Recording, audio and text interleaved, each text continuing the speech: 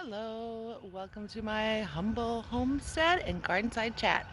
It is another beautiful day outside here, so I'm going to try to take advantage of it before I start work.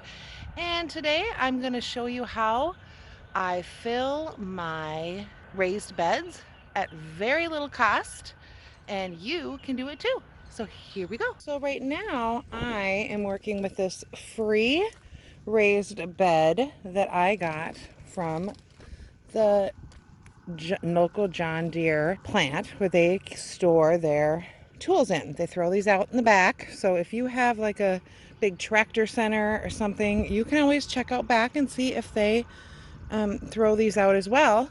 I have to just hammer in some nails there. My neighbor puts in galvanized steel in the inside, and then they just burn the outside of the wood, and it looks lovely. So if you're talented and you want to do something like that, let me see if I can show you hers over there. If you can see hers over there on her deck, they look pretty nice over there. So yeah, they're a little handy. So here's how I fill them. So the very bottom layer, I have, see, I'm soaking the cardboard there. So, and I have to make sure you take all that plastic off. We want no plastic because we only want biodegradable stuff in there. Taking off all the plastic. This is how we recycle all my boxes that I get for my deliveries because I live a ways out. And then inside those boxes, we get these little, they package them with these little cardboard things. So I throw those in there too. So I did a first layer of cardboard in those. And then I just took some grass clippings, some of the stuff I had tilled up the other day, threw those on there because we want things that are going to break down because the worms will eat them up and break them down. Then I just had clipped down some sticks. I have another bag of sticks in my wagon that I'll use, some more papers, boxes, things like that'll break down. Then what you want to do is you want to just kind of, step in there and push them down because we don't want any air pockets here at all. So we want to make sure it's flat, just like that. Okay, so make sure it's flat, step on it, no air pockets. We want to keep it that way. Then the next thing I'm going to do is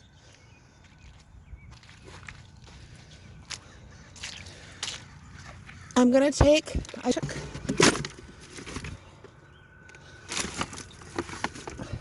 so the next thing I did is I took some stuff off the top of my compost bin.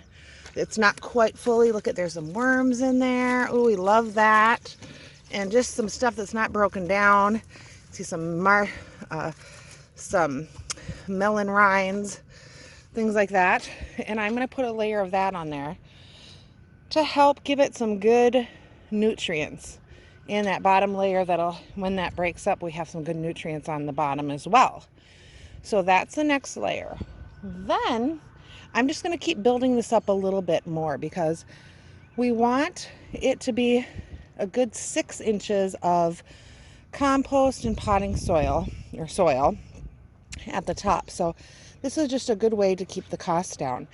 So then what I'm going to do is I have like these pots that have some dirt in them that I planted in, that I'm not going to use these smaller pots. So I'm going to take all the dirt from there. And so this isn't like the perfect kind of dirt. And I'm just going to layer that for a next layer that I'm going to repeat. So I'm going to, and I have a big pot of dirt there. Then I'm going to do the boxes, the paper, the sticks, and then I'm going to put a layer of actual compost, like my manure compost, and potting soil. Mix that up really good. Wet it all down. I am soaking these boxes in my wet yard. Still wet, still a little wet. I don't want to, we're supposed to get more rain, so I'm not going to plant yet. I'm going to wait till the rain comes. So I'm going to soak it, do one more layer of this, but instead of using my non-broken down compost, I'm going to actually put the manure and then the soil, and then really mix those up, water it down, and then it will be ready to plant in. So I will show you as I do that. And this is a very cost-effective way to fill your raised water beds. You can use grass clippings, you can use dried leaves, you can use, what I like to do is just, put like a little bucket, food grade bucket, or some sort of anything. Save all of your food waste in there, not bones or things like that, but your vegetables and fruits.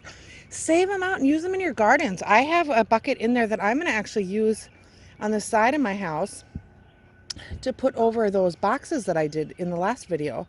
So I'll show you how I do that a little bit later. But for today, I was doing this. I'll show you some more as I go. See you in a bit.